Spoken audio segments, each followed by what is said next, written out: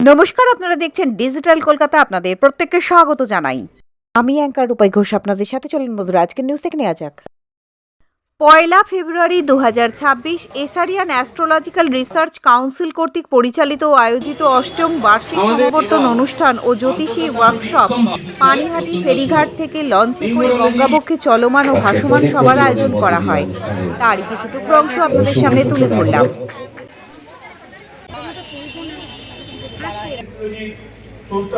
আমাদের এই flag জ্যোতিষের flag কোনোখানে ওঠায় না।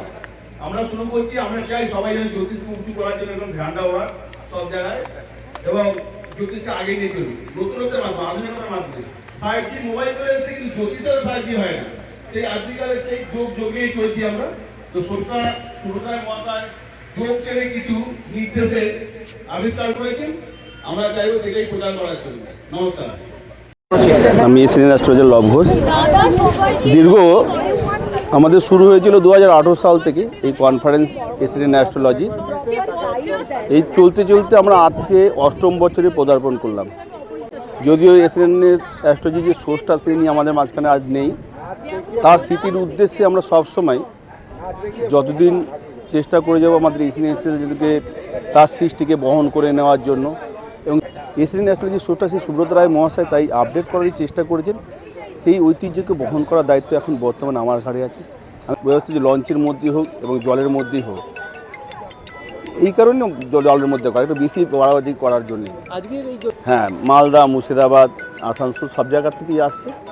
তাদেরকে সবাইকে স্বাগত জানাই। দিনে যে চিন্তাভাবনা সবারই থাকে, আমাদেরও আছে, যে নতুন বই নতুনভাবে যে অনেক কিছু সব কিছু তো নতুন কিছু আপডেট হয়।